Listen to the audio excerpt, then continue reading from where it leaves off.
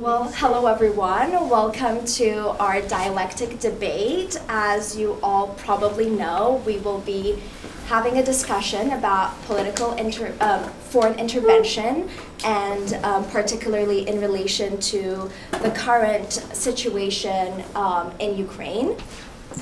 Before we start, I'd like to tell you all a story.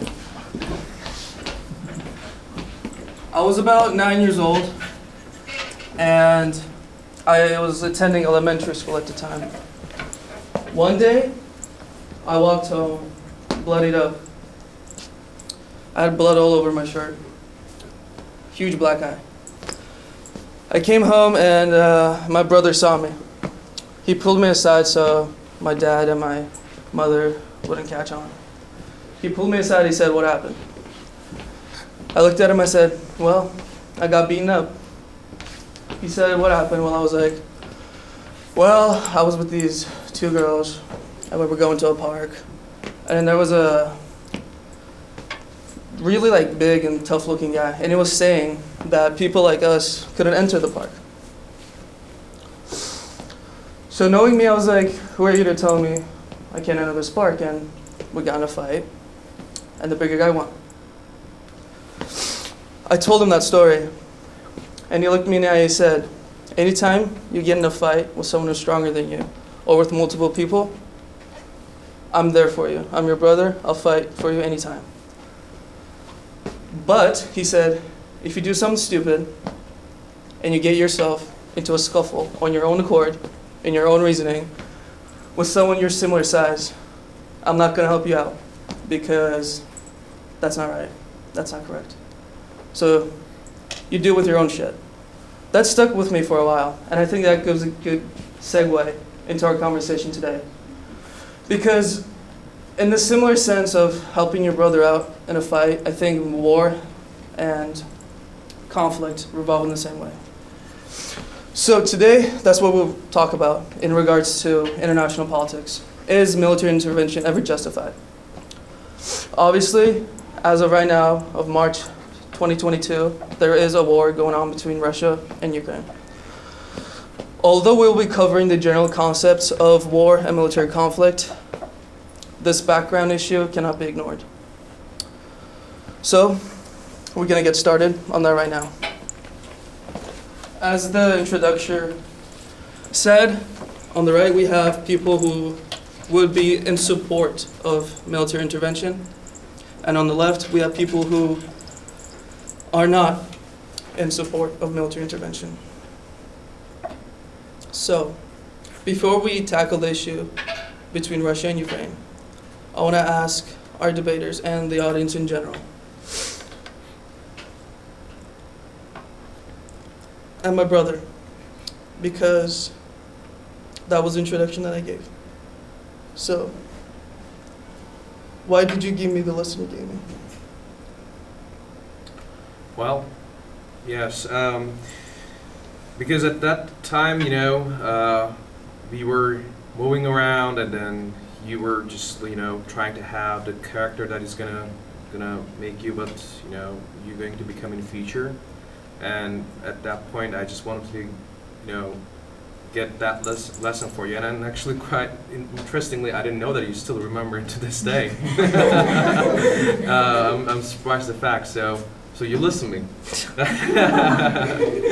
Okay, so the reason is that we, in this life, especially you guys, you're going to graduate, and then you're going to start your life, and then what happens after school is that you just realize that you're just there by yourself, and then literally by yourself. You're just going to start paying bills. There's going to be nobody to help you out.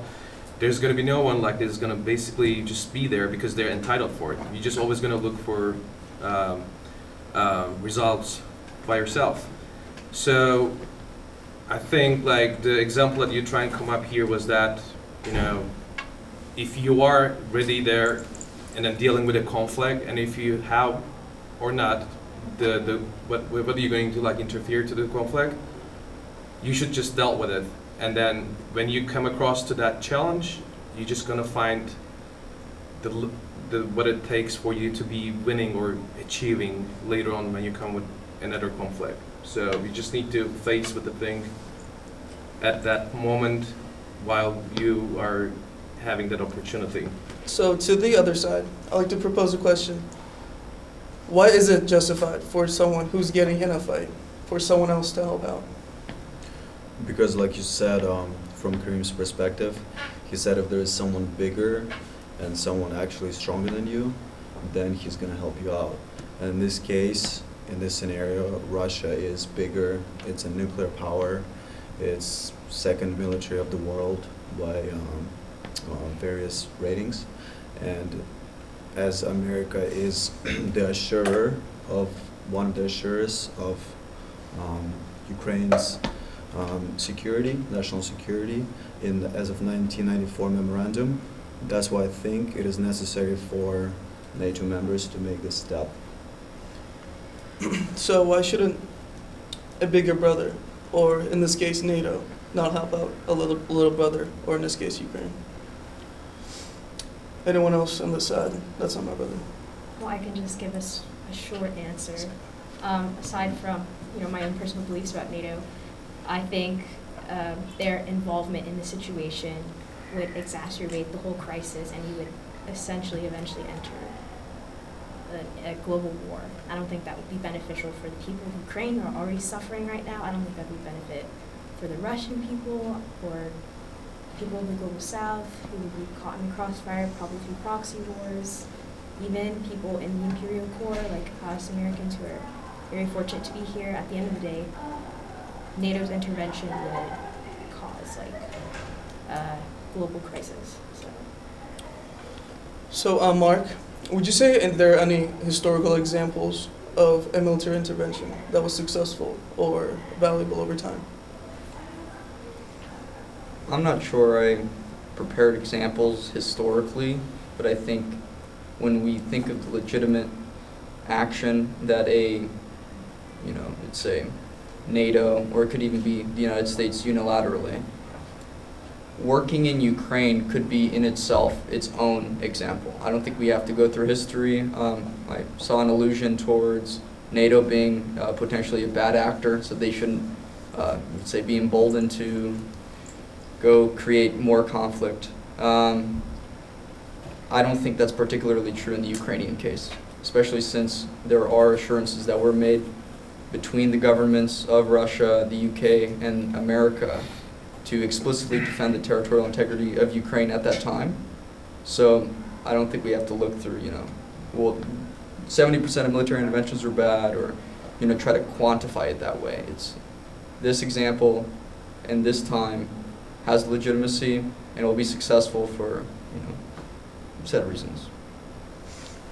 So, Evan, tell me why NATO's intervention will not be justified. Well, actually, sort of a response to your last question about interventions that went around in the past.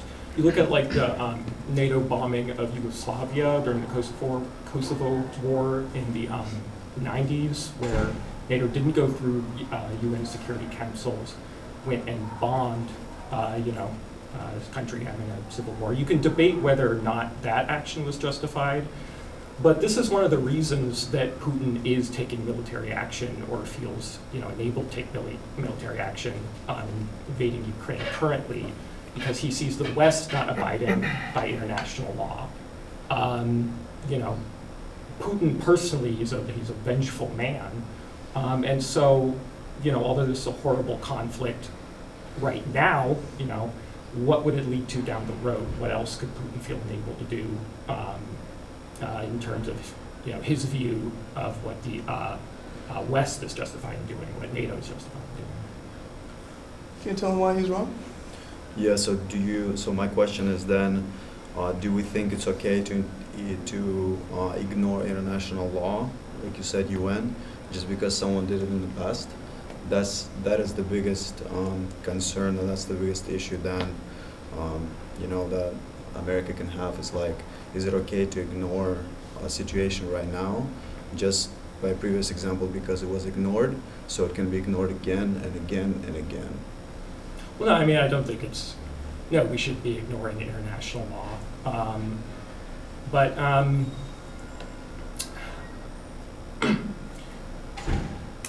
The fact is that currently we are abiding by international law. If Putin does invade, a NATO country, if we want to abide by international law, and I believe it's Article 5 would be enacted, we have to come in, step in, protect a NATO country.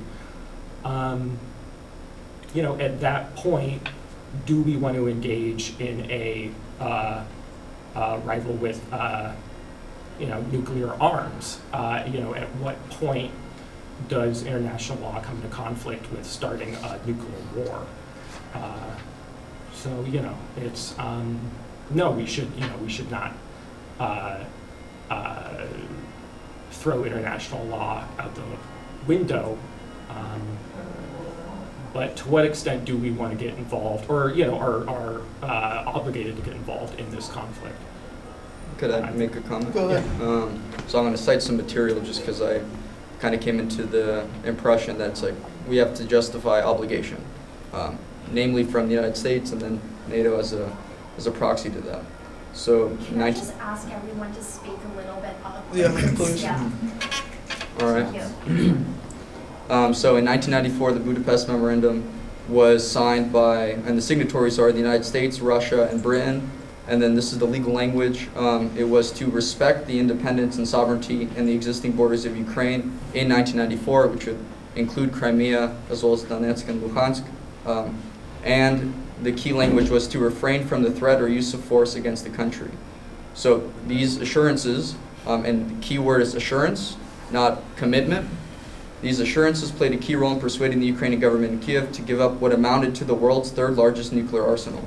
1,900 strategic nuclear warheads were disassembled and removed under the condition that they would receive the protection from nuclear states, the United States, and obviously not from Russia now, but what would have been respected then. And then this comment on international law, we don't create international law for the people who would abide by them anyways. We create the international law specifically in the event that someone were to break it, there's an enforcement mechanism. So we look at this historical assurance. It is said that when negotiating the security assurances, U.S. officials told their Ukrainian counterparts that were Russia to violate them, the United States would take a strong interest and respond. And I think I'm trying to point out the kind of diplomatic political talk, oh, we assure you, but we're not committed.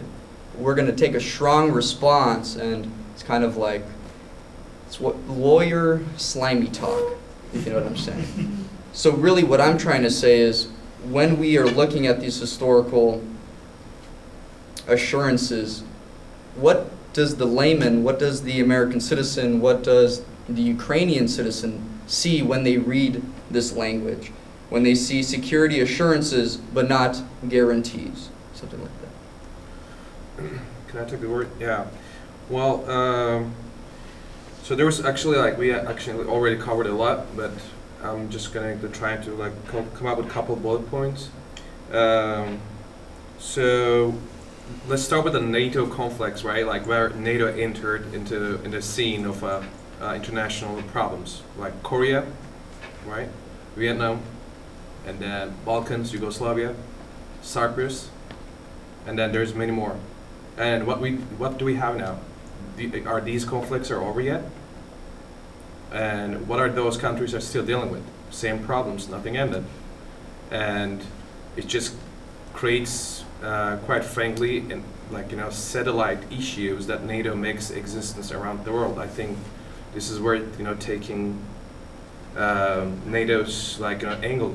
And then, by the way, thank you for pointing that out. Yes, you're right. That was the agreement between Ukraine, America, and NATO. But as international relations goes on, these are countries. So whatever it's said in between them, there's going to be something superior. You're going to determine that if you did it or not. Basically, Ukraine is not a NATO member, and if that point, or let's say now, if NATO's interest is not matching with that situation, why would NATO as a union, a military union, should take action on that? There should be an issue internally discussed in NATO, and it should be the very last thing that NATO should be taking up arms against Russia, which is actually the arch enemy of the Union anyways, historically. And so going back to that icebreaker that we had, right, the Big Brother thing. As UK always says, you know, that we don't have brothers or sisters, we have only interests. And this was said during the World War I when all the cousins were just doing a ground beef out of like millions of people. So there's US, there's NATO. If their interest matches, there's going to be action taken. But when this action is taken, what happened? Let's say Cyprus, 2 NATO members, Greece and Turkey. There was a military conflict. What happened now? The issue is never resolved, and then this has been going on for the last 40 years. So in the Ukrainian thing, okay, you think Russia is going to accept the defeat, even though they're going to succeed in the battlefield? No, there's going to be a constant and then restless conflicts, just going to be, we're going to be pregnant, and our next generations are going to be dealt with. Yeah, but historically we shouldn't be looking at other countries and at their examples and saying that because this failed and this bad example because the war has not ended, then we shouldn't do it because has the United States had this agreement with Vietnam, has this United States had agreement with South Korea? No, as far as I know they haven't, but they have this agreement with Ukraine. And by the way, in 1991 Ukrainian borders were registered in the International Court of Law after the Soviet Union broke up, and Vladimir Putin in his speech, he said that he's starting this military operation because he literally does not recognize Ukrainian borders as of 1991 because most of the Ukrainian lands were given to Ukraine during the Soviet era. Exactly. So he just does not recognize the law which he signed on in 1994. He recognized in 1994, Russia recognized and was one of the assurers of Ukrainian security, national security. So they're literally breaking their own agreement. And Mark also pointed that one out too, but the insurance on that agreement was that Ukraine never going to be a part of NATO. So that's being broken. That's why NATO is not taking action. This is the legal standpoint of it. And then, like, to the audience here, I just want to tell you one thing, though, since you mentioned the USSR. Imagine, hypothetically speaking, by the way, but just to have a frame of reference, imagine Texas or Alaska breaking away from the United States, okay? And then 20 years from now, they decide that they're going to be allied with Russia. What are we going to do? Do we even going to, like, just wait for a second? I think the thought that is going to come across the Alaskan government or Texas government to just to have a thought of this. I mean, I think as the U.S. Quite frankly, we're going to wipe them out from the from the surface to secure our unity. Even with the Cuba crisis taking place in the 60s, we take action. So what makes the situation in Ukraine so unique, as you guys have personal information and data from there? Because it's unique because it's real. Like right now, Kareem gave an example of the Alaska breaking up from the Union, but it's not real, right? The world that we live in today is 2022, and that's what the world is facing. It's the biggest war in Europe, in the center of Europe, in the heart of Europe, since World War II, one of the biggest humanitarian crises. And like you guys mentioned, nuclear war earlier, but the first step wouldn't even be nuclear war. It would be just trying to help Ukraine secure the air, the air, the no-fly zone, yeah, exactly. So that would be the first step, and then we'll go from there, see how it works. Maybe Ukraine can handle it on its own, but the first step would be to secure the air, make sure that the missiles are not flying over it, and make sure that Russians airplanes are not bombing the cities. I actually have a question for you guys. So obviously conflict in Ukraine, specifically, Russian-backed conflict, is not new. This has been going on since the annexation of Crimea in 2014. At the time we placed economic sanctions on Russia, we've continued to hold those economic sanctions, and so far have continued and continue to place economic sanctions on Russia. Obviously, this is a major escalation of this is it's a war. It's a full-fledged invasion of Ukraine.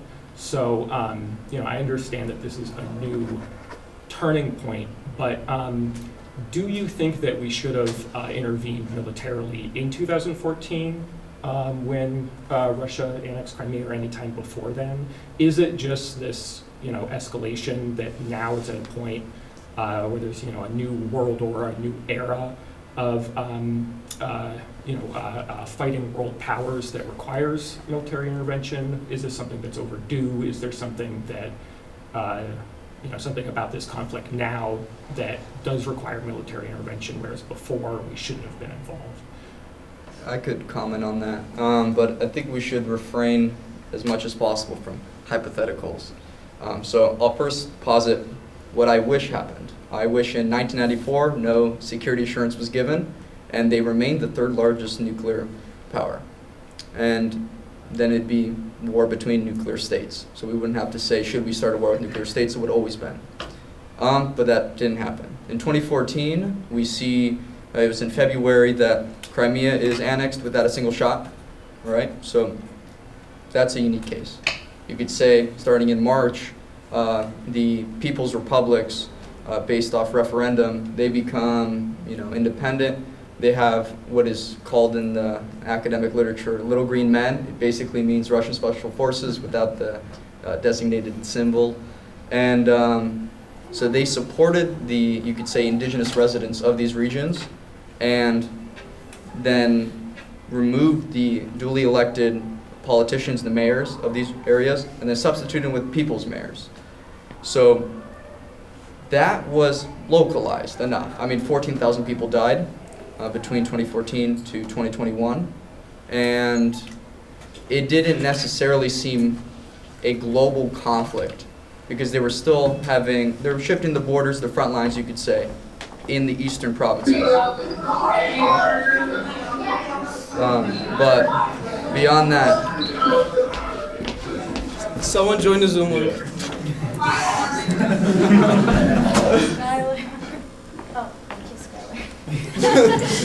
so basically what I'm saying is that was localized, there's still tragedies, but we're going to reach those numbers within a month. So I think this is unique, and I don't think anyone else thinks it isn't unique. There's a reason that even Switzerland stopped being neutral. That's right. So I'd like to just make a couple of points here. Well, like you just said that there's an issue happening in the middle of Europe. Right. Okay. Well, there was another issue happened, as Ivan was mentioning, in Balkans, in Yugoslavia. Bosnia got slaughtered. Right. And the NATO entered years later on, when it was so obvious that Serbia is not going to be part of it. They didn't feature NATO organization due to the Kosovo issue. And later on, currently, what we are looking at is that people are saying, "Oh, this is Europe. This is a relatively developed country, and we should enter there." And these racist terms has been actually taking place in European news media. So, should NATO enter to Ukraine because it's just a European country, or NATO, which is a billion-dollar economy, should just look at its interest and make the decision on it? Because, as my memory is not wrong, back in 2004 or 5, Ukraine wanted to join EU and NATO and get declined from both places. So my question to you guys in general would be that why now it's an issue? An organization such as NATO couldn't predict that this could happen, and why, let's say, America now just signing pacts with Baltic countries, and then ex-Balkan Commons countries, and they're all now part of NATO, and then we just moving eastward. So aren't we actually creating a threat to a big nation that is just there with this economy, with its own interest? Why would just we interfere there? Yes, it's a humanitarian issue. Yes, we don't want anybody to die, but why would our government here should take actions on it? Why would we, as a taxpayers, need to suffer from the changes? I don't know what's the like gas prices right now. How are we gonna like keep up with this? Why would we need to pay the price for it? Yes, let's create an organization, donations, foundations. Let's do as a civil support. These are people, European or not. We shouldn't let anybody die. Yes, but why the government level? That's a good point. You brought up NATO's interest, and the NATO's interest is Poland is a NATO member, and recently it's a big NATO concern is that western parts of Ukraine are being hit right now. Within the past couple days, Ivano-Frankovsk and other airports have been hit by Russian missiles, which is very close to Polish border. So actually, this conflict is becoming very difficult to contain within Ukraine, and those things very soon can start spilling over to actually NATO's territory, because it's very close to Poland. So, somebody makes a mistake, and then this missile, goes a little bit over, and now it's in Poland, right? It can hit a village, it can hit a road, it can hit anything, it can hit a school. So it actually is becoming a European concern. Another big example is Zaporozhye atomic station in Ukraine, is south of Ukraine, north of Crimea, is the biggest atomic station in Europe. So if it goes bad, the nuclear scientists said that it's going to be 10 times worse than Chernobyl, which makes this huge humanitarian crisis for the whole Europe. And that's why NATO is considering it right now not even Ukrainian national threat right now. It's becoming more of a European national threat at this point, or even the whole world. Could I give context on Chernobyl, just so everyone understands? So Chernobyl was the site of a nuclear reactor that you could say exploded. It's still somewhat debated why it happened, but nonetheless, it was a nuclear disaster, and the total radiation that spilled out across Europe, including the exclusion zone, which somewhat like 30 miles directly around it, it was the total radiation of about 400 Hiroshima bombs. So it's 10 times larger than that. I think, I'll say what you think. No. I think you make a fair point, but from my perspective, I think when that line is crossed, whether it's this situation right now with Chernobyl or whether some ballistic missile like lands in Poland, I don't think the NATO will hesitate to take action at that point. I think the question is, we are not at that point right now. So why should NATO kind of like jump the gun, instead of waiting for Russia to like misstep? Because when that does happen, they will have every legal obligation to take up arms and enter Ukraine. But that is not the situation right now. Right. But then the question is, would you rather wait for a catastrophe like Chernobyl or worse to happen to do it, or you see it coming and then you take certain steps to prevent it from happening? So that's the question. I don't think they would wait till like Chernobyl exploded again. I think they would pass their judgment and see, okay, is this situation escalating to the point that it could possibly cause another catastrophe? In which case, I think they would intercept. I don't think they'd wait till after the fact. But the point is, like, currently, thankfully, that is not the situation. It's a possibility, but it's not the situation right now. Right? I don't think like NATO powers are that concerned to the point that they feel that they need to put troops down and enter Ukraine. So I feel like it would make more sense for them to simply wait until some kind of line is crossed, so that they have that legal reinforcement, and they wouldn't be breaking any international laws. Because if they do, then Russia has every right technically to retaliate. So. By the way, you guys have that's a real issue, right? But let me just point out one thing. Nuclear reactors, they're not standing on the surface. They're like 500 meters down the ground. So even though there's going to be a missile coming into that field, which happened already, it doesn't influx, and it's not going to be like a Chernobyl. But then there's also storage.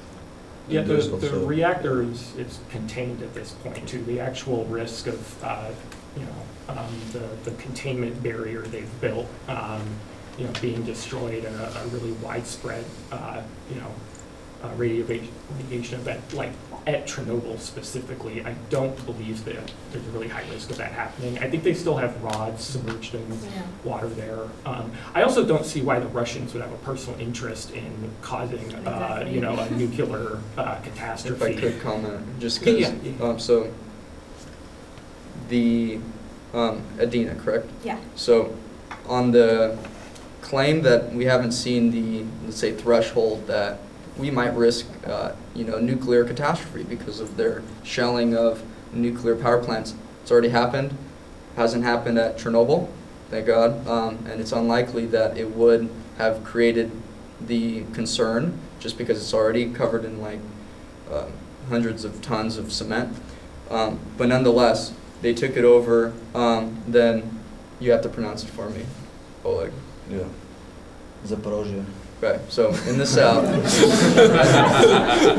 the nuclear power plant, again, 10 times as large, largest one in Europe, so there's a 4-hour, 21-minute attack at the site from the Russian forces, and in fact, included hitting the administrative building that housed the dangerous nuclear fuel, and again, that's underground, but nonetheless, the shelling occurred on that administrative building.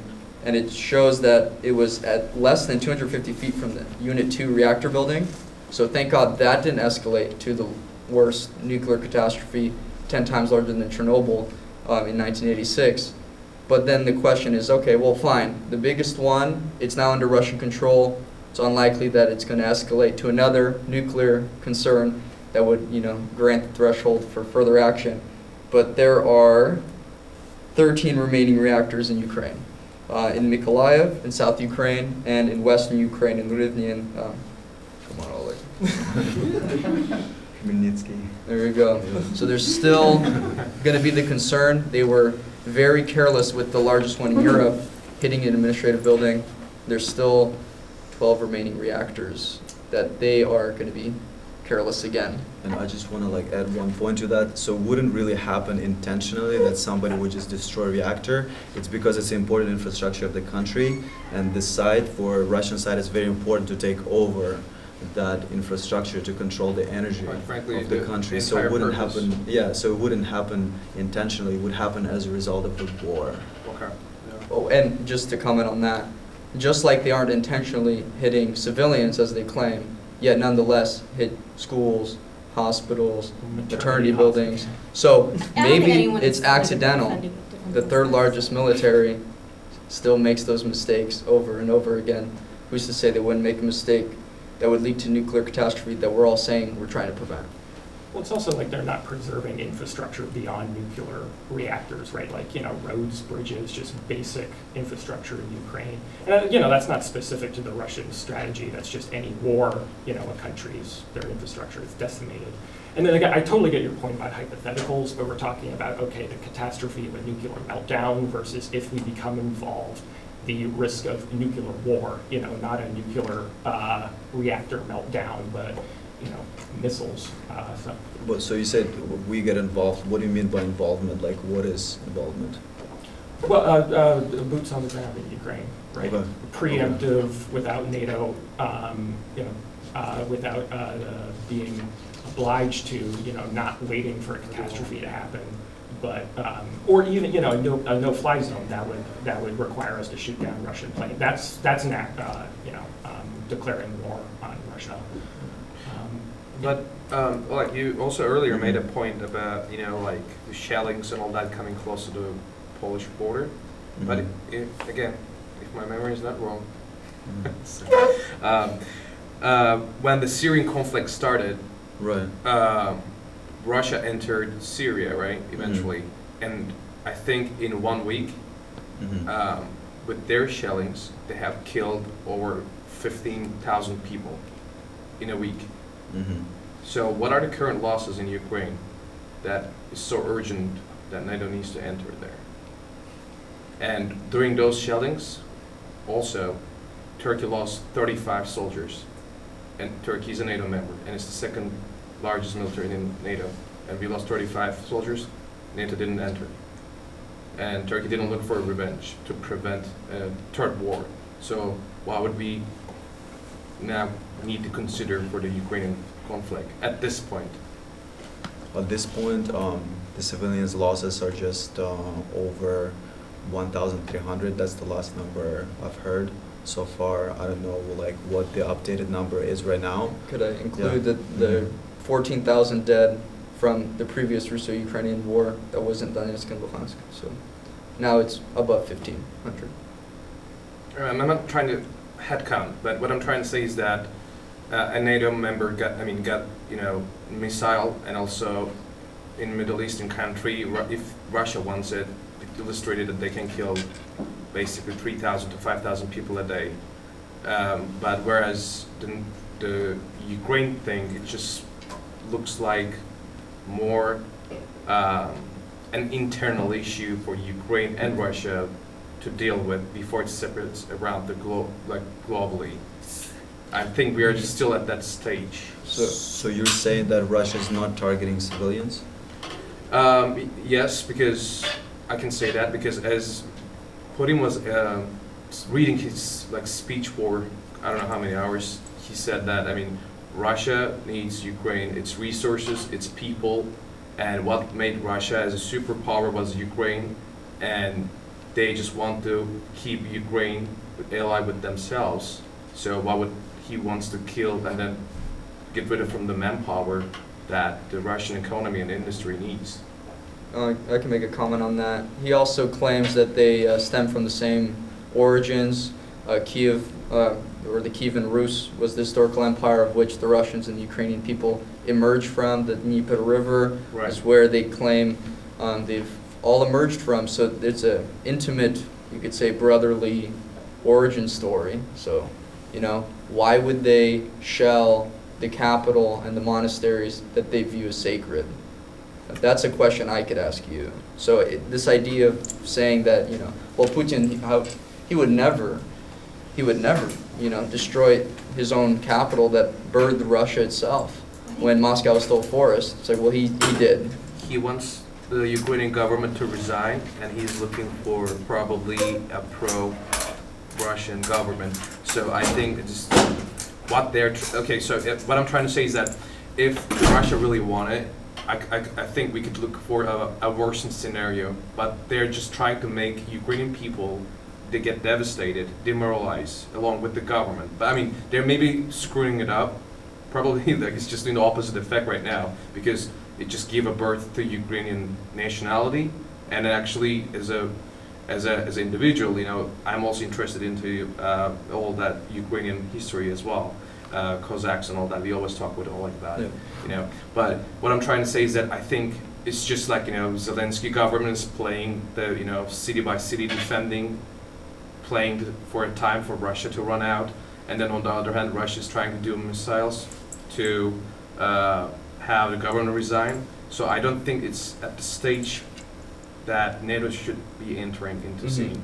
Okay, on that impasse, I want to extend the conversation with the audience. So at this point, the debaters will talk with the audience, and then we're gonna get more information on this, and then come back. So, can I make a request as well? Can we open this conversation up beyond military intervention and also question other types? I didn't come as prepared for military as much as intervention such as sanctions, and so I think it would be interesting to get everybody's opinion. Okay. Let's do that. Let's do that. Although I actually have a question for the audience, if I could, so I have a line of argumentation that might be useful and potentially even fun. So we'll see. Unless I didn't bring the paper. You cannot use the Shevchenko card. I can't. All right. So essentially, I haven't been at the club before, so I didn't know the kind of, you could say, ideological leanings that some individuals might have.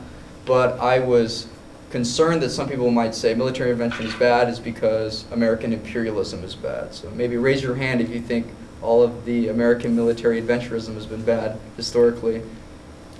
No one? I You mean- guys are all Iraq war supporters? Oh, there's Yeah. a couple. That was So- like. Hold on. I didn't get your question. Yeah. You said that That's a American. bit of a simple overview. Hold on. Okay. You said that American military Uh-huh. adventurism. Uh-huh. Are we critical of that? Are we against U.S. imperialism? Depends on like the frame of reference you're giving, because I just mean like generally. Okay, I'll Vietnam- define it as I go in. because as I was Yes. because as I was saying earlier, like Mhm. Vietnam, NATO, Right. Iraq. I I'm mean, thinking Yeah, so what do you specifically. think of that? Relatively, Yeah, it's relatively to that. failed. What do you think? What I'm alluding. Let's what- talk with the audience. It's kind of like a yes or no. It's more like a raise your hand. So it's like we claim that there was WMDs in Iraq, correct? Yeah. Right. Who knows that that was a horrible decision and led to countless numbers of lives lost, and we shouldn't have done that. And were we not America, could we say we should stop that, right? Presumably. And essentially, we could say that these claims from Russia are it's a military junta, there's biochemical weapons is the new line of rhetoric, they're claiming there's WMDs in Ukraine, and we're watching a mirror version of US imperialism being used through the Russian regime by claiming there's false biochemical weapons, that there's genocide and human rights abuses on Russian speakers, despite the fact that the sitting president is a native Russian speaker. So I think if we wanted to stop US imperialism in the past, we would mobilize to stop the mirror version right now. I don't think, maybe making a bit of an assumption, like I don't think people who are critical of U.S. intervention are like in favor of what Russia is doing. I can speak for only myself, honestly. Like I also see, I mean, this is a fight between two global powers, essentially. The Russian line and their Eastern Bloc, which is not really called that anymore, and the West, NATO, and you know, the global economy that they're defending because it is good for them. So I don't really think that being anti-U.S. imperialism means you have to be like pro-Russian intervention into Ukraine necessarily. I just think that a lot of people don't think intervention is the correct, military intervention at least, is the correct second step, because I don't think, generally I don't think that that would actually resolve the problem. And I think a lot of people would agree with that. If it would resolve the problem, we would be having a different conversation. Fair enough. I didn't mean to suggest that. Yeah. Instead, I was saying we should have stopped America from going into Iraq, Oh, of course. just like we should stop Yeah. Russia from going into Ukraine under the same false pretenses. On that note, let's just take a 10-minute break where the members of the audience have time to ask the debaters any questions they want.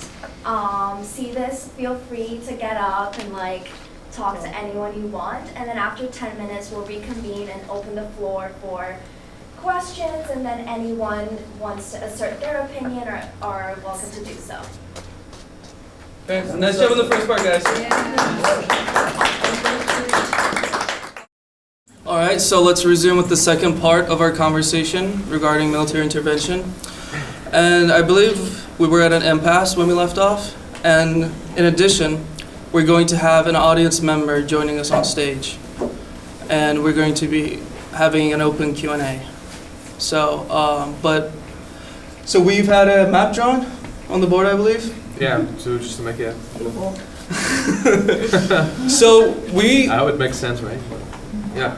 So we were at an impasse, and that impasse was resulting from the conversation between you two. And I believe Mark was making a point before we ended. So, do you want to continue off of that? You were reading your poem. You know what? I don't remember the points, but I could make another if you'd like. Yeah, go ahead. Okay. So I think I just want to recap kind of where we're at. Perhaps it'd be better to just talk about military intervention in general, but I'm of the view where I'm critical of, you could say, American intervention in the past, and I think this is a unique case, and that's what I try to forward. So what I think we covered today was, first, we have an assurance made by the United States specifically, in addition to the UK, for territorial integrity. I think we should discuss what that means. I think we also previously alluded to what does international law mean. I've argued that international law is made for the people who are going to break it, because the people who are going to agree to it are going to agree to it anyways. So what does enforcement look like? So even if we don't have an intimate assurance with the nation, but generally, what would geopolitics look like if international law is kind of, well, not to people who break it. International law is only for the people who follow it. Right. So definitely, I mean, it should be the concern of every individual, especially in the school, in this major. But here's the thing, as I was telling, when you first point out the fact that Ukraine was a nuclear power and that it returned its weapons, but there was one condition, that Russia just accepted also the terms that NATO shouldn't be expanded eastwards. So the reason actually I dropped the map here is I'm not trying to be an instructor or anything, but just to make a point. So at the time when NATO created, well, there was an East and West Germany, so this was a borderline of NATO, okay?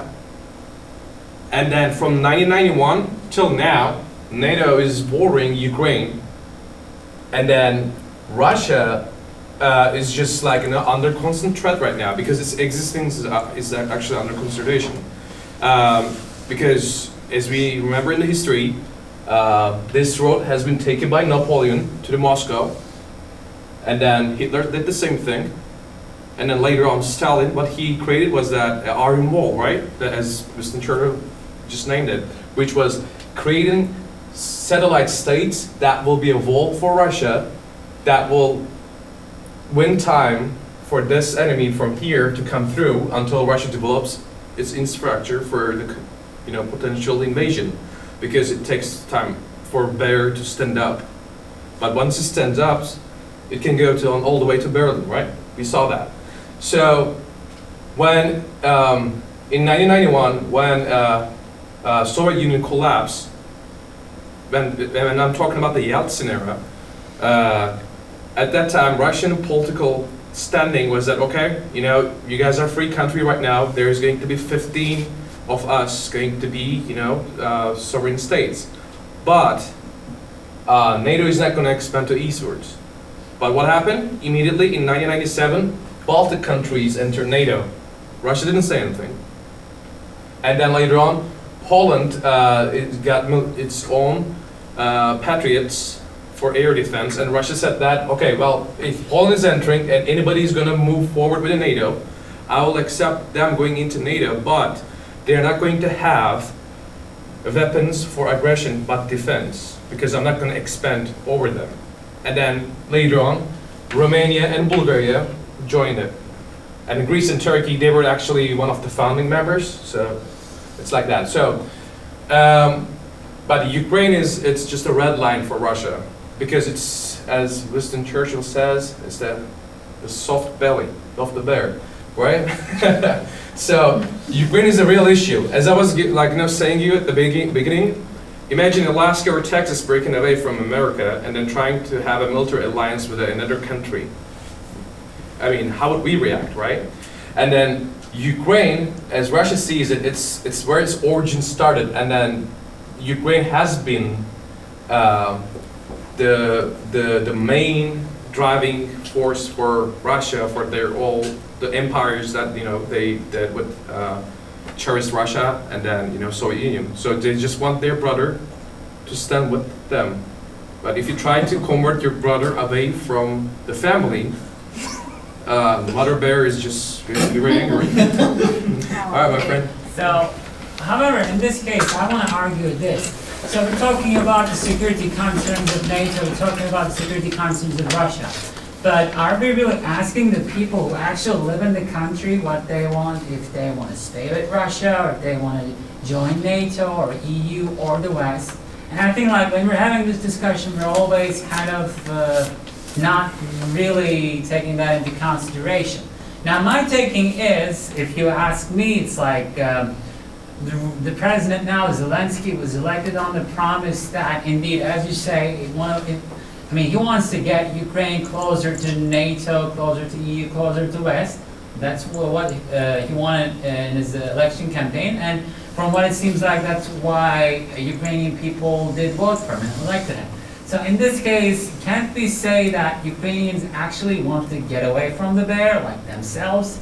And what should the international community do about it? So the question was, the Ukrainians want to be a part of Russia, and what does the Yeah, do they want to be part of the mother bear? Yeah, and then should the West do something about it?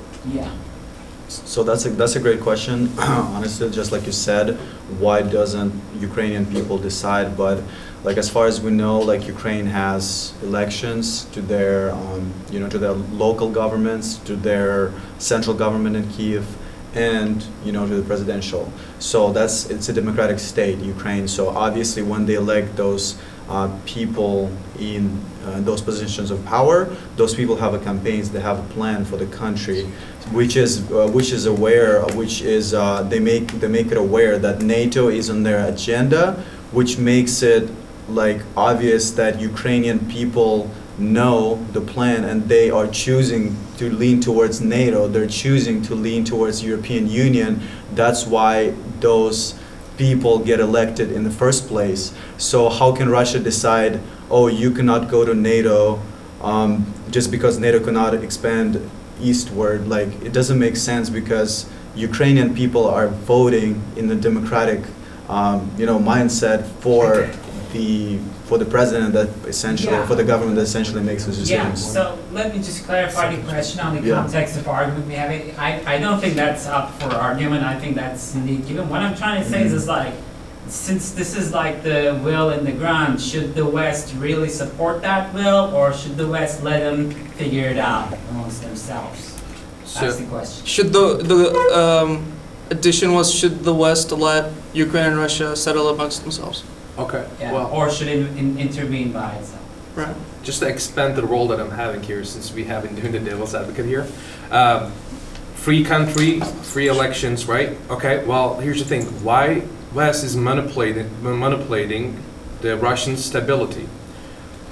Why we are blocking them from the SWIFT? Why we are putting all these sanctions? I mean, I don't know if you guys have Russian friends, but now currently they cannot access their bank accounts. They cannot send money to their families. Why? Because they're just Russian. People in Europe, they're getting fired from their jobs because they're Russian, and they're not saying that they're supporting Ukraine. Oligarchs, yes, I mean, we know what they are, but I mean, if the opportunist businessmen are sold to be called oligarchs because they're Russian, but if it is from the West, we just call them businessmen, right? They're just selling their assets, their houses are being confiscated, and then Russian intellectual properties, which belongs to the state, like as the paintings and all that, valuable stuff that is being in New York currently open for people to visit and then admire. In French Parliament, they're discussing to confiscate those too. So this is pure barbarism we're looking at, and then this is nothing to do with Putin. Putin is not even aware of what's happening. But this is actually manipulating and punishing the Russian people who elected him. Okay. So wait, I believe we have an audience member. Yeah, go if I could just interject quickly. I think that the whole narrative that NATO expansion and or Western power is explanatory of Russia's aggression towards Ukraine is just factually inaccurate. If you look at polls and Ukraine's official stance on NATO, up until before 2014, Ukraine overall had a very negative perception of NATO. If you look at public polling data and the government's decision to not really pursue NATO, even after being given the map status. The only time that Ukraine started to be favorable towards the West and towards NATO was actually in response to Russian annexation of Crimea. So it doesn't stand to reason that Russia's interest in the region can't be explained by NATO, because that explanation couldn't explain their initial attacks against Crimea. Russia is whether or not why they're expanding isn't really important, but just that it's not NATO, which I think has been kind of missed. And then just a few other things. The idea of sanctions and stuff, I think this discussion is a little funny to me, because you guys are on the anti-intervention side, which means that your position is sanctions are bad and intervention is also bad, which functionally means you're saying that nobody should do anything and should just let Russia take over Ukraine. If that's your position, just own it and say, yeah, Russia should take over. Ukraine, but you're currently saying that sanctions, both targeted and untargeted, are bad, because you're saying Russia's oligarchs are just equivalent to businessmen, which I also think is probably incorrect, because the way their economy is structured isn't comparable to like open Western economy like America's. But the idea that the Russian people being hurt by sanctions and stuff, that's true. However, like, unless you're literally just going to say nobody should do anything, you have to propose an alternative. They're proposing an alternative, which is that the United States and or NATO countries should provide military assistance to Ukraine. Maybe we don't need sanctions if that happens, because Ukraine can just defend itself. But if you're going to say that we shouldn't intervene, and then you're also going to say sanctions are bad, you might as well just say that Ukraine should become part of Russia, because that's functionally the position of defending. So I would like to respond, but firstly, could you recap your what you said about like NATO? Yeah, I'm so kind of confused by your point. if we look at polling data and or like just the general Ukrainian stance on NATO, Ukraine was not pro-NATO. Ukraine was actually anti-NATO up until very recently, like literally 2012, 2013. So the idea that Russia's aggression towards Ukraine can be explained by Ukraine's stance towards NATO is wrong, because Russia chose to annex Crimea even though Ukraine was not in favor of joining NATO, and overall Ukraine actually held unfavorable views of NATO at that time. So it doesn't stand to reason that like current Russian aggression should be explained by NATO, because Ukraine's stance towards NATO was actually came out of as a response to Russian aggression. Can I respond? Sure. Before Russia annexed Crimea in like March 2014, there was an event in January where there was Maidan. There was a revolution that happened, and they saw the overthrow of the democratically elected government in Ukraine. So that could also be an explanation for why they would take over Crimea. Actually, I have a response to that. Yes. So the Euromaidan, it was nearly a year-long protest, but it first started off with students, and what had happened was the sitting president, who was the president of, what's the main party? It was Party of Regions. Party of So Regions. representing the Party of Regions, which is, you could take as like a proxy, which is like the Russian speaking and the ethnic Russian interests in the southeast. And they were going to sign a formal proceeding to get closer ties with the European Union.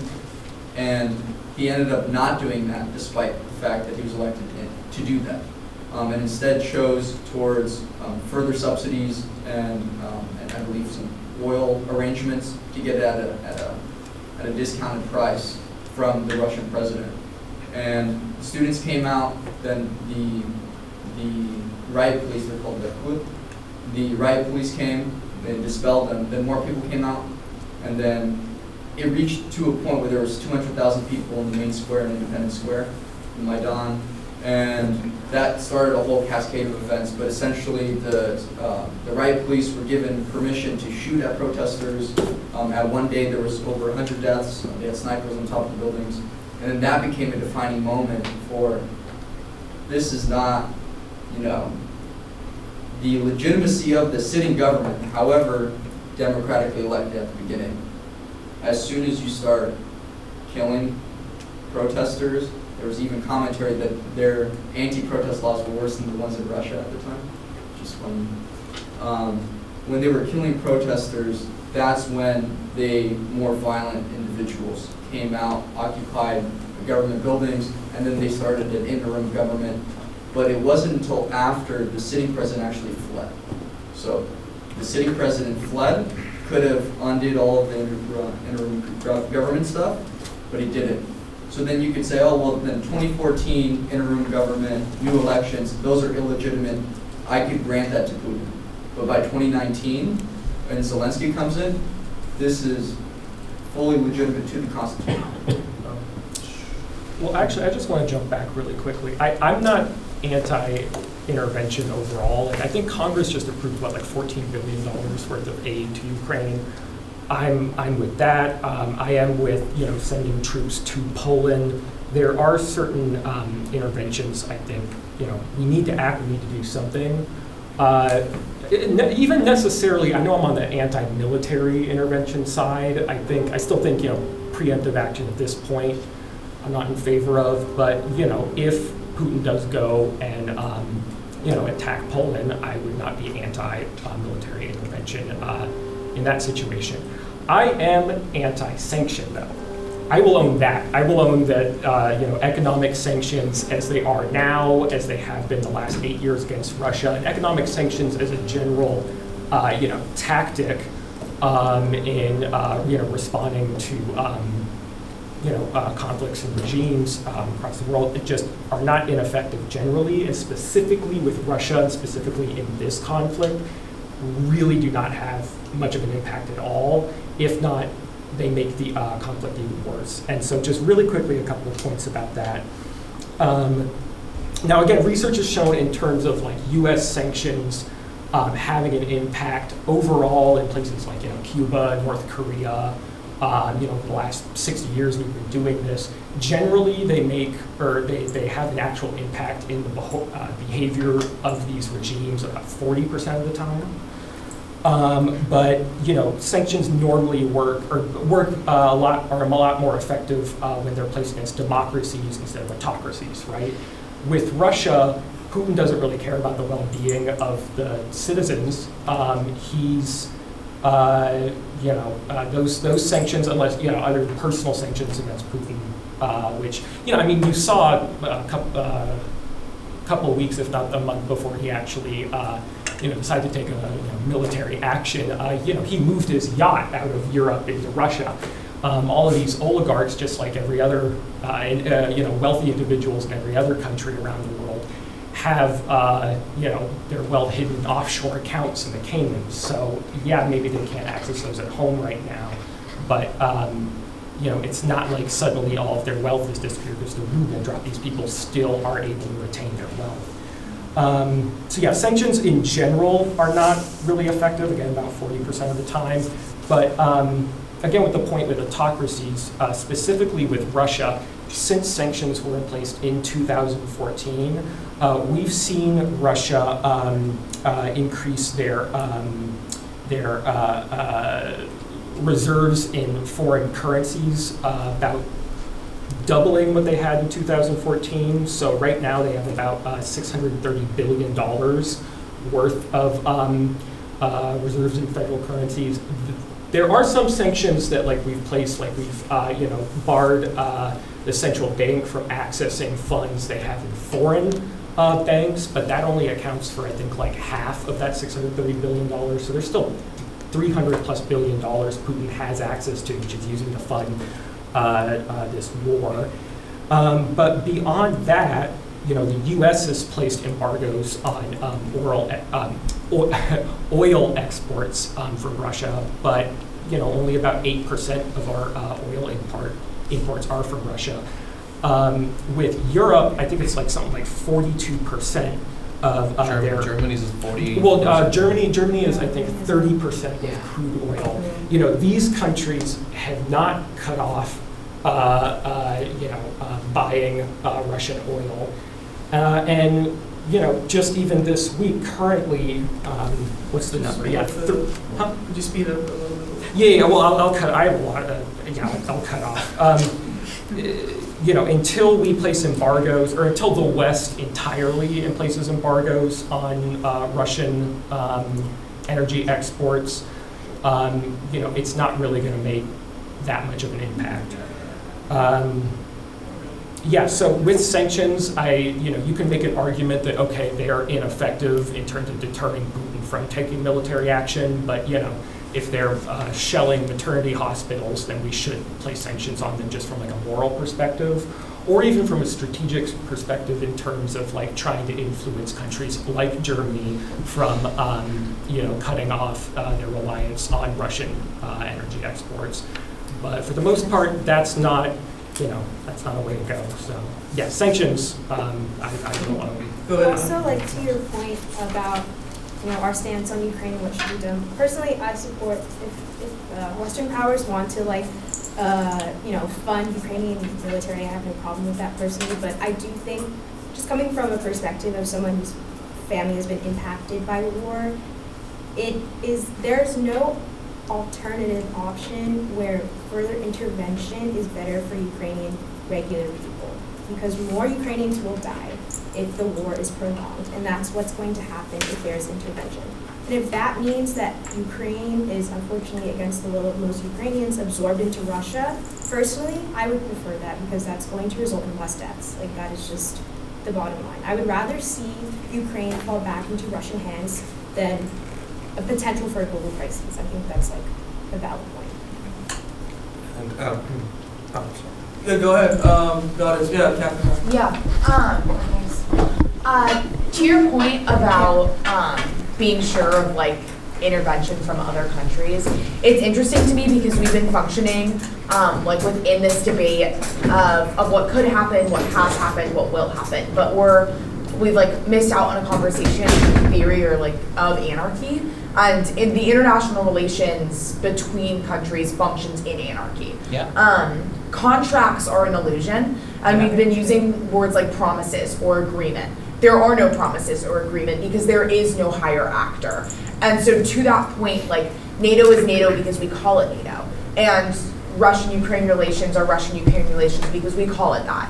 And so when, a war like this ensues, we lean back into a theory of escalation where, if somebody else gets involved, it's going to make Russia angrier. And right now there's a golden ticket of we know what will happen if we don't do anything. And it's that Russia will assume Ukraine. That's highly likely. And so that certainty is worth a lot in this debate. But if NATO intervenes, we lose that certainty. And quite literally anything could happen, including the worst case scenario. Exactly. And so I'm wondering, mostly for the non-intervention team here, is certainty worth more than the lives in Ukraine? Yeah, and I want to add one more thing. So we're talking about Russia tonight mostly, but actually the subject is interventionism and non-interventionism. And we have other actors in the world looking forward for an opportunity. For instance, China, in the case against Taiwan, it could be a problem.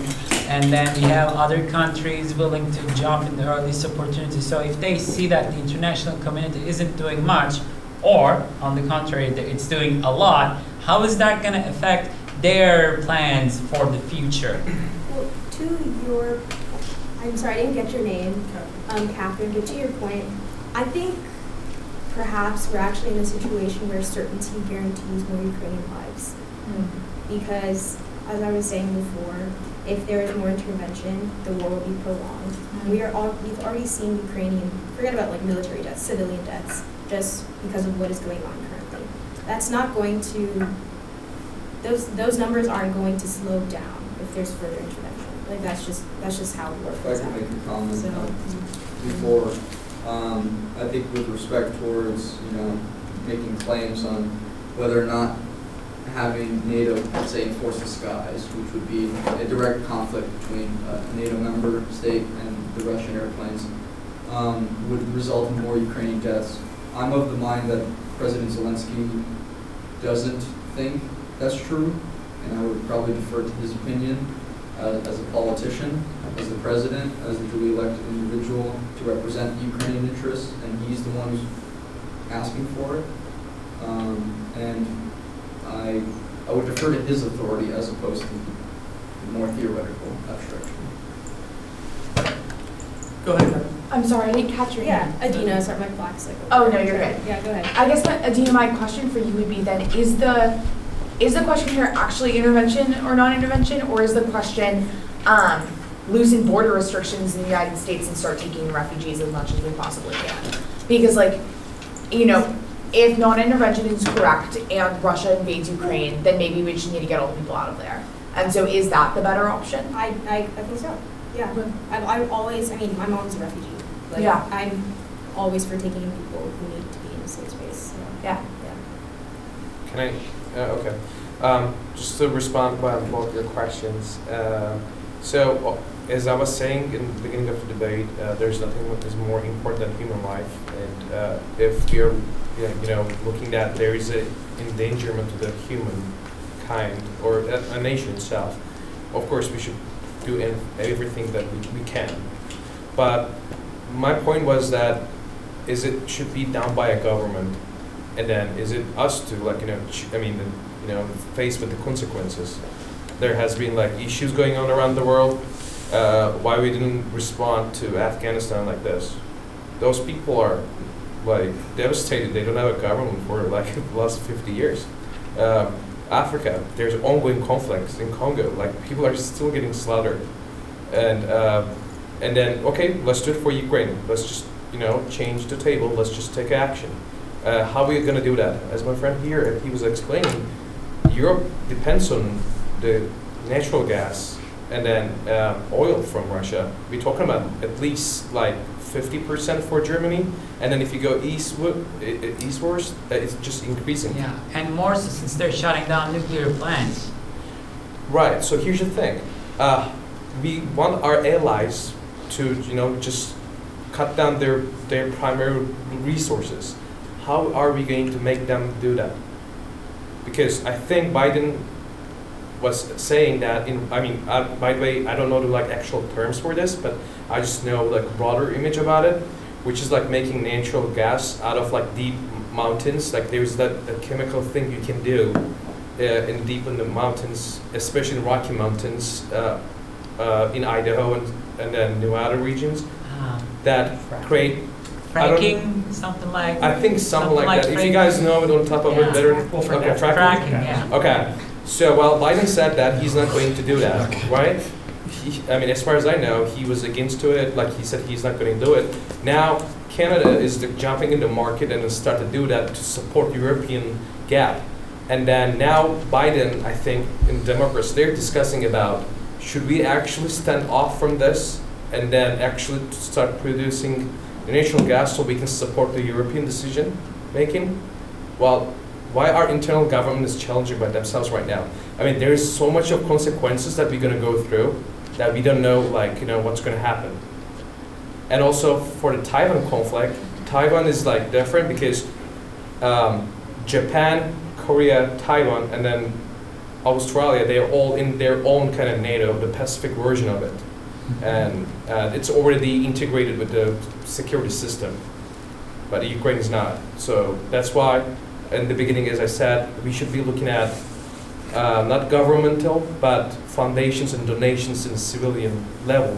We should be supporting at this stage. That's what's my personal standpoint. And then what happens? What do you think that's going to do? I can only do much. So they have blankets, but the Russians are in control. They elect a people's mayor like they're doing in Kherson right now. Well, as far as I know, Ukraine is actually winning in the battlefield, where Russia is failing greatly. We shouldn't be feeling pity about it, but there's a new nation is getting born. I think that's how I look at it. And most of the Ukrainians, I think that's what they're thinking too, because as I was said in the beginning, this actually created the opposite of what Russia wanted, because Russia thought that by doing this thing, they could provoke pro-Russians. But instead what happened is that it created a national identity and patriotism in Ukraine. And on that note, I think when it comes to human lives, what does your side say? And what information do you have that's really urgent that you think requires direct action in Ukraine? So here's the thing, like Kareem mentioned, that Ukraine has a tremendous success, and the world has not expected that Ukraine would be actually fighting until this day. And here's the facts, right? Today is going to be 17th or 18th day of war, almost going on 3 weeks. And Ukraine has major cities that are over 1 million population, are Kyiv, Kharkov, Odessa, and Dnipro. So neither one of those cities were taken by Russia yet, right? We don't know what's going to happen.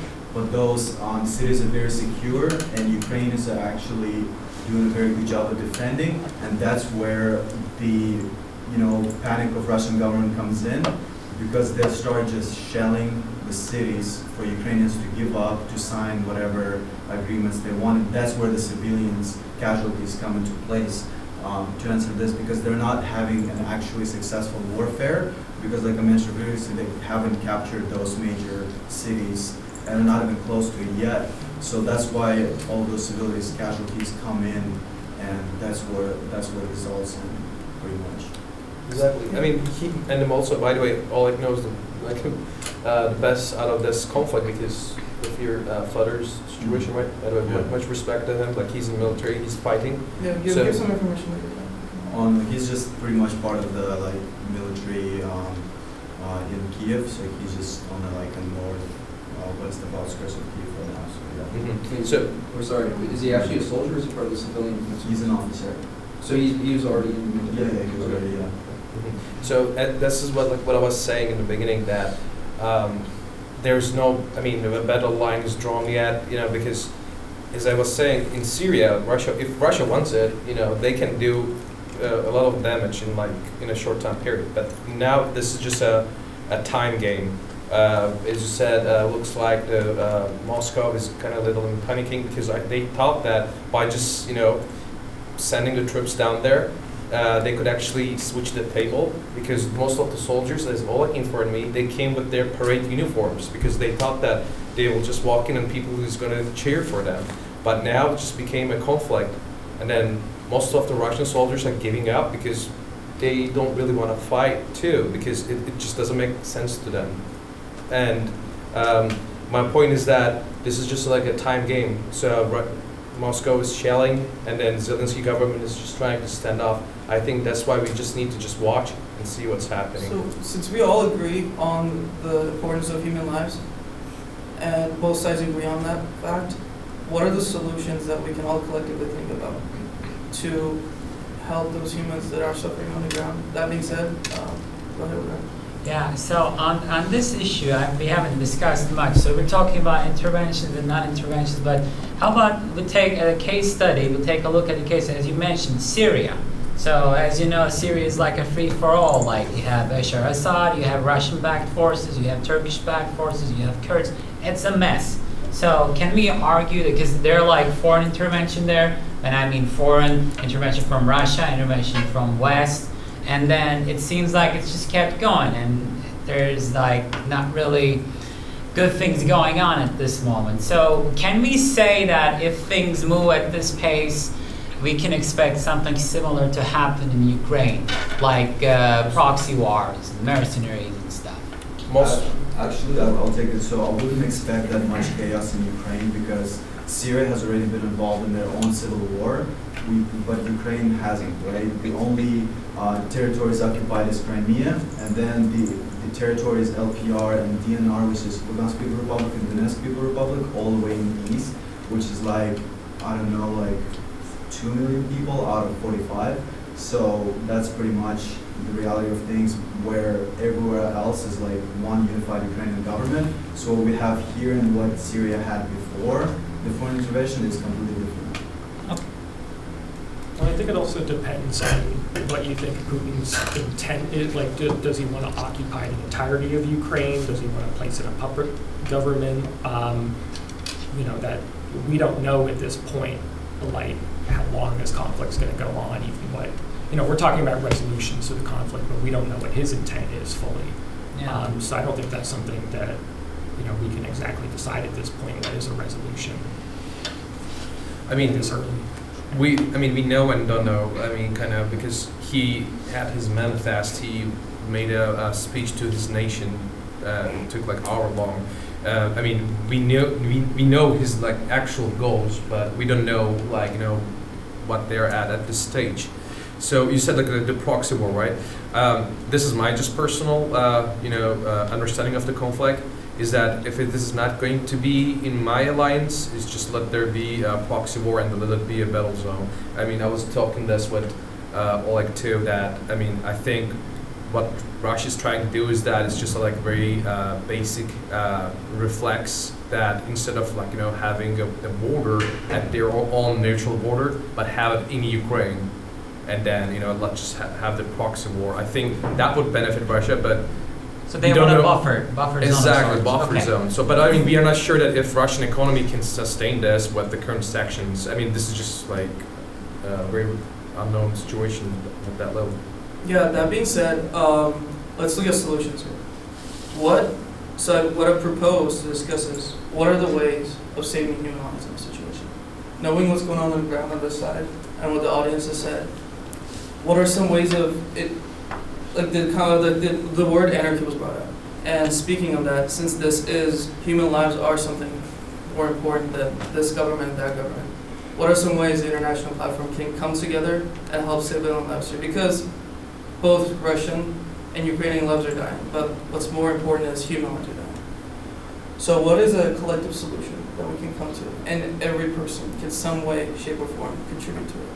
I think the primary thing that can be done for the Ukrainian people right now is just a streamlined evacuation out of the country. I feel like at this point, it's not safe to stay there. I know there are a lot of people who are very patriotic who want to stay and defend their country, and I completely understand that.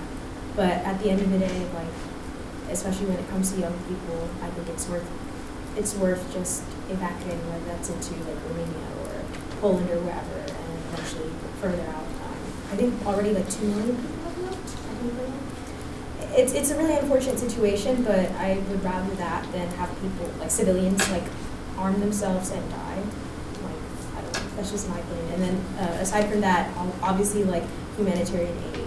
There's tons of organizations that are collecting money to help Ukrainian refugees in Ukraine, outside of Ukraine. So I think in terms of non-intervention solutions, that's the best that the international community can do right now. Go ahead, Kevin. Lift Title 42, which was a COVID-19 era policy instigated by Donald Trump to keep refugees and other immigrants out. It's quietly pushed migrants at the southern border out of the United States. Oh, God. And if we lift Title 42, not only would refugees from our southern border be able to enter the United States legally, so would Ukrainian refugees. And I think that the policy is outdated considering where we are now with COVID, and considering the current refugee crisis. So here at home, I think we should lift Title 42. I have a comment just to return. We should keep in mind when we're talking about the refugees, these are women and children exclusively, men that are not of military age. So men of military age, and I believe that's 18 to 64, are required to stay, and they're required to be part of the civilian defense force. So when we speak of we should allow all the people to come in, it will only be women and children. So if we leave the military age men to remain, and also just a fun fact, it does not mean that women are not staying and defending the country as well. They are, of course, able to, and I believe at the moment they're now the largest military composed of women in all of Europe. So there is a force there, but a solution to just have everyone leave their homeland, one that they've experienced the hardships of the Holodomor, of the genocide during the Soviet Union, I don't think is a solution. That's why I chose this side and say that we should have military involvement, and closing the skies will save lives instantly. Women, children, and pets too. Poland has been True. accepting. Yes, And then just logistically, it's a lot more difficult right now to accept refugees in the United States versus into somewhere like Poland, like bordering countries, countries bordering Ukraine. And so I think for the time being, really just supporting those countries, providing aid to these countries to be able to accept refugees for the time being, for right now, is the most important. But yeah, so I mean, correct me if I'm wrong, but Poland's been doing a good job of accepting in refugees. Right. So that's something that is a current intervention. That's something that we are supporting. And I think should continue to be supported. Okay, so on that note, we are reaching the concluding minutes of our debate. So from what I hear on both sides and from the audience, we see that there is a humanitarian crisis going on. There are various solutions, but what we can see from both sides is that countries that are nearby, this is not a NATO versus Russia issue. This is a humanitarian issue, and every human should be concerned about this. So, not a peaceful way, but a more feasible way of a solution to this conflict would be to help those neighboring nations be able to accept refugees and understand that this is not this is not about killing Russians or saving Ukrainian lives. This is saving human lives. So, on that note, I'd like to thank everyone who debated today, and I'd like to thank our audience for being such a good audience and participating. So, thank you all.